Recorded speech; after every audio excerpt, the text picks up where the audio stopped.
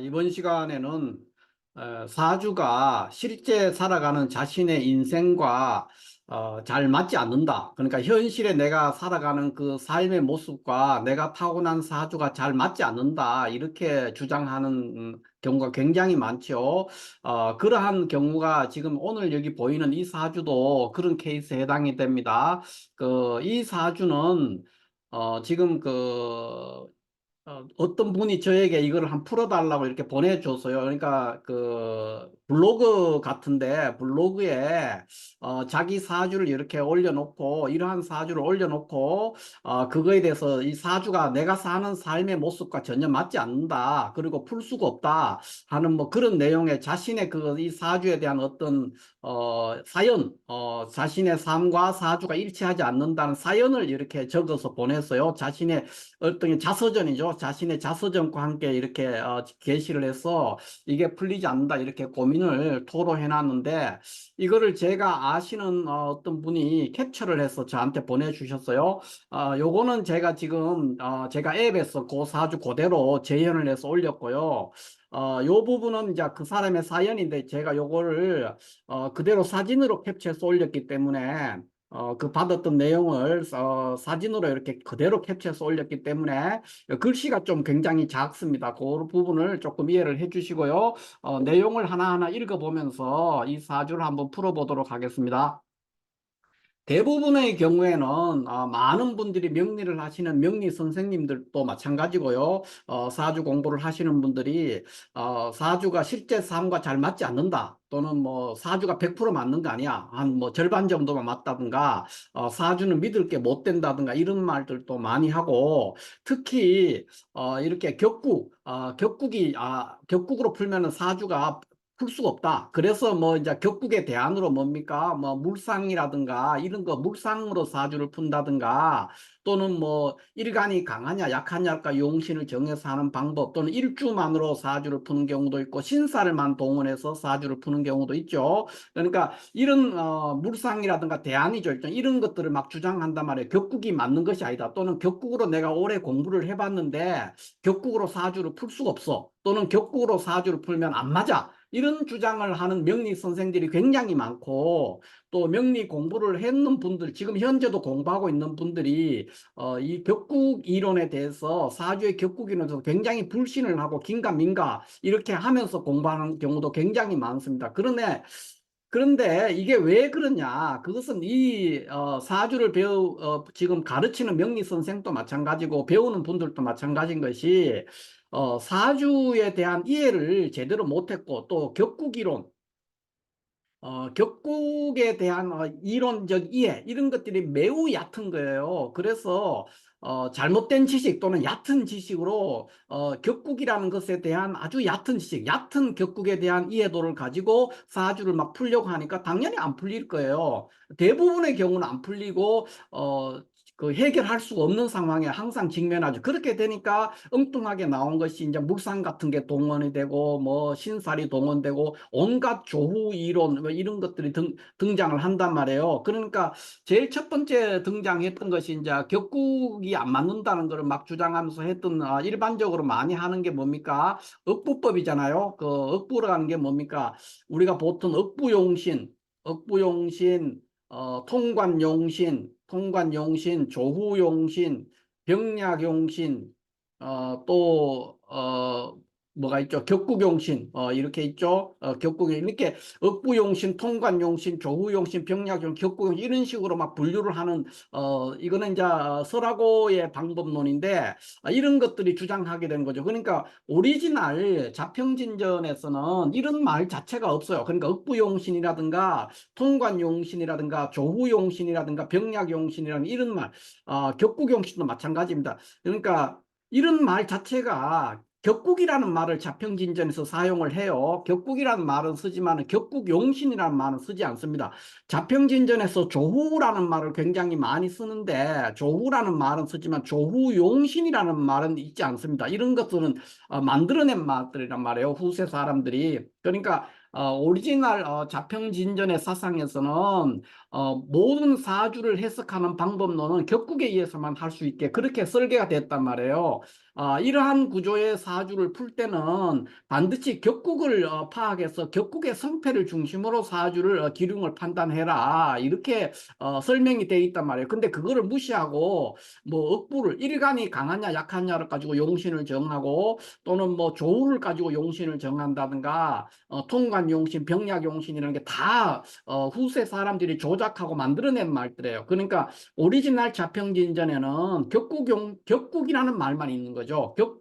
격국이라는 것이 결국은 어, 뭐 거의 비슷한 말이 용신인데 이 용어만 있습니다. 그래서 이런 것들 그러니까 격국에 대한 깊은 이해가 없이 어설프게 어깨너머로 또는 뭐 대충대충 자평진전이라는 책을 한번 읽었다든가 이렇게 해서 함부로 달라들어서 사주를 풀려고 하기 때문에 안 풀리는 거예요. 당연히 안 풀리죠. 그렇게 쉽게 풀릴 것 같으면은 이 명리학이라는 학문 자체가 존재하지가 않습니다. 그래도 이것도 분명히 음지 학문이지만 명리학이라고 학문이라는 말이 붙어 있단 말이에요. 그렇기 때문에 그렇게 단시간에 책 한두 번 읽어가 해결될 일들이 아닌데도 불구하고 많은 분들이 격국이라든가 격국이 안 맞는다 이렇게 함부로 주장을 해요. 특히 명리 선생들 중에 그런 사람이 많고 격국이 안 맞으니까 물상으로 풀어야 된다든가 또는 뭐 신살 중심으로 해야 된다든가 일주를 중심으로 해석한다든가 일간이 강하냐 약하냐로 용신을 정해서 해결해야 된다 이런 주장을 하게 됩니다. 그래서 그런 방법들은 모두 다 잘못됐다 이렇게 볼 수 있고 오늘 보이는 이 사주도 역시 마찬가지입니다. 이분도 이제 격국이라든가 억부라는 용신을 얘기를 하고 있지 않습니까? 이렇게 하는데 안 풀린 거예요. 자기 방법으로는. 왜 안 풀렸을까? 그래서 자기 사연을 어떤 블로그에다 올렸는데 어떤 분이 이 내용을 보고는 캡처를 해서 저한테 보냈어요. 보내가지고 한번 풀어달라고 해서 제가 요거를 그대로 요 내용이 이제 그 사람의 일생이니까 이거를 대입해서 왜 이렇게 됐고 저렇게 됐는지를 한번 설명을 해 보려고 해요. 그러면 한번 지금부터 한번 해보겠습니다. 먼저 읽어보면은 그 격국 억부용신으로는 실제 운과 맞지 않는다. 많습니다. 어떻게 봐야 할까요? 이렇게 했어요. 그래 놓고는 그 다음에 1번이 명예욕과 승부욕이 강하고 질투심도 대단히 강하다. 2번 식신은 느긋하다고 배웠는데 절차를 건너뛰고 성급히 일을 처리한다. 이렇게 돼 있어요. 자, 그러면 이게 무슨 말입니까? 이분은 그러니까 어설프게 격국이라는 것을 공부했기 때문에 4월의 간목이니까 식신격이다 이렇게 됐죠. 그러니까 식신격이라고만 파악하고 있는 거예요. 그러니까 식신의 속성은 느긋하다 이런 거죠. 그런데 자신은 굉장히 성질이 급하고 그러니까 절차를 건너뛰고 또는 명예라든가 승부욕이 매우 강하다는 거죠. 왜 그러냐는 거죠. 그러니까 격이 안 맞는다는 거예요. 자기 성격과 격이 안 맞는다 이런 얘기를 하고 있죠. 왜 그렇습니까? 자, 이 사주는 4월의 간목에 오리지널로는 식신격이 맞아요. 식신격이 맞지만 현재는 어떻게 되어 있습니까? 시주에 있는 계유시주를 가지고 있으니까 유금과 올지사화가 사유합하면서 경금, 경금 식신 칠살격으로 변격이 된 거예요. 이 사주는. 그러니까 오리지널로는 식신격이지만은 현재 상태는 이 사주가 처음에는 식신으로 태어났지만 결국은 변격이 칠살격으로 변격이 된 거예요. 경금으로 사유합하면서. 그러니까 칠살의 속성이 나오는 거예요. 칠살의 속성이 나오니까 명예욕이나 승부욕이 매우 강하게 되죠. 그리고 또 물론 이 사람은 수시로 식신적인 본성은 있어요. 이게 없다는 게 아니고 지금 당장에 이 사람이 겉으로 드러나는 것은 칠살적인 속성이 있다. 이렇게 볼 수가 있습니다. 그게 최우선이에요. 그리고 또 명예욕과 승부욕이 왜 강하냐 하면은 이 사주는 칠살격에 지금 이 개수가 지금 상신이에요. 칠살격에 살용인수격이잖아요. 살용인수격으로 되어 있는데 상신으로서 개수가 정인이 상신으로 작용하기 때문에 이 정인의 속성으로도 명예나 승부욕은 모르지만 명예욕이 있을 수가 있죠. 그리고 약간의 질투심도 물론 있습니다. 정인이라는 것은 왜냐하면 정인의 속성에서 이런 것들이 나올 수가 있어요. 그런데 칠살적인 성향, 사유합에는 칠살격의 성향이 더 많이 드러난다 이렇게 볼 수가 있죠. 그 다음에는 이제 볼 것 같으면은, 그러니까 칠살이 나오니까 당연히 성급합니다. 칠살은 과격하고 성급하고 어떤 그 사정, 그 구체적인 개별적인 사정을 고려하지 않는 것이죠. 그 막무가내란 말이에요. 그리고 명예나 승부욕이 당연히 강하게 드러날 수밖에 없다, 이렇게 볼 수 있기 때문에 식신격이라고 보면 안 되죠. 이런 경우에는 이제 타고난 바는 식신으로 타고났지만 칠살격으로 변격돼서 칠살격인 성향이 잘 드러난다, 이렇게 볼 수 있습니다. 그래서 이런 부분은 충분히 설명이 됐고요. 그 다음에 이 3번하고 4번을 보면은 중고등학교를 검정고시로 졸업하고 대학도 학점은행결 1년 반 만에 학점을 통과했다. 강의를 하려고 대학원 가서 공부했고 말을 잘한다, 이렇게 돼 있잖아요. 이 3번, 4번에 대한 것은 왜냐? 시간에 있는 이 개수 정인이 칠살격의 상신으로 작용하기 때문에 정인적인 속성, 정인적인 속성이고, 칠사를 인수가 화살하기 때문에 정인을 잘 쓰는 사주란 말이에요. 그래서 정인적인 속성으로 학문과 굉장히 깊은 인연을 갖게 되고, 또 정인은 굉장히 논리적인 면이 있습니다. 차분하고 논리적인 면을 갖추고 있기 때문에 말을 잘하지만 막말을 하는 것이 아니고 굉장히 차분하고 논리적인 말을 할 수 있는 사람이다, 이렇게 볼 수가 있어요. 자, 그래서 이분의 성정적인 측면, 재능적인 측면에 대해서는 1, 2, 3, 4번에 대해서 지금 제가 대체로 설명을 했고요. 5번, 이제 5번에 뭐라고 되어 있습니까? 무진대운의 부친의 사업이 잘 돼서 풍족하게 살았는데 정묘대운에 들어서 방황을 많이 했다, 이렇게 되어 있어요. 왜 그럴까요?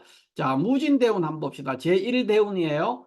제1대운이니까 무토가 이제 무진이 떴는데, 무토는 여기 사중에 무, 경, 병 이렇게 지장간이 있지 않습니까? 그러니까 사유 합해 가지고 있는 그 경금이 하나 있고요. 그 다음에 또 무토가 이번에는 또 왔어요. 그럼 무토도 용신이란 말이에요.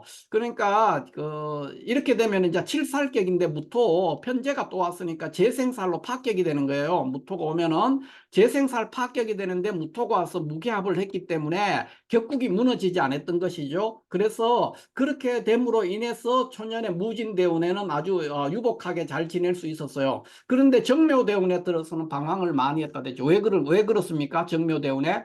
자, 정묘대운에 오면은, 자, 상관이 이렇게 왔어요. 상관이 왔는데, 이게 이제 이 칠살격이라고 제가 조금 전에도 말씀드렸지 않습니까? 칠살격이에요. 이 사주는 사유합했는 경금이 동해 있어서 칠살격인데, 정묘대운에 오면은 이 칠살격의 인수를 상신으로 써서 살용인수격을 이루고 있는 데서 여기에 지금 상관이, 정화 상관이 운에서 왔습니다. 그러면 뭡니까? 칠살격에서 칠살식재로 격국이 이루어지려고 하는데, 이 인수가 이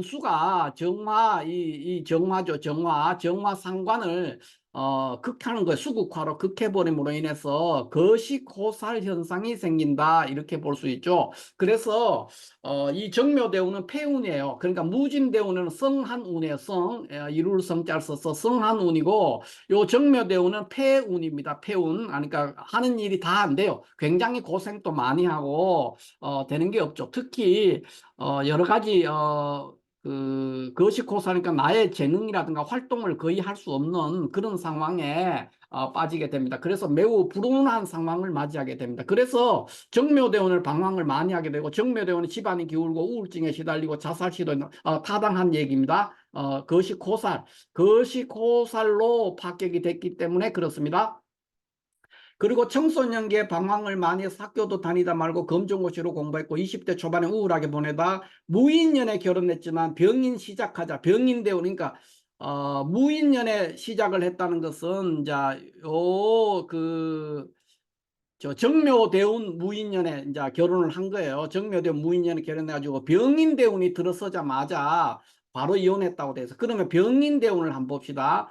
병인대운에 바로 들어서자마자 하면 병인대운 첫해가 여기 경진년이 됩니다. 경진년. 그러니까 병인대운 첫해가 경진년이 될 수 있는데, 이 경진년에 이혼을 했다, 이렇게 이제 설명이 되고 있죠. 그렇다면 그 외에 병인대운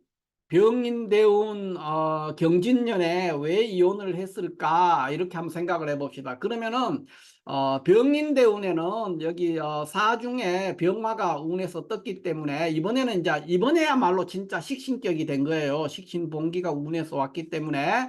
그래서 식신격이 지금 경금이 이제 이 사유 앞에는 경금이 있는데 경금이 운에서 왔으니까 이 간목을 부수게 됩니다. 간목을 부수면은 이게 뭐가 됩니까? 기토가 이렇게 개수를 극할 수가 있죠. 그러니까 개수를 극함으로 인해서 결국은 어, 그, 그러니까 파격이 돼버리는 거예요. 그러니까 재생살로 파격이 되는 거예요. 결국은.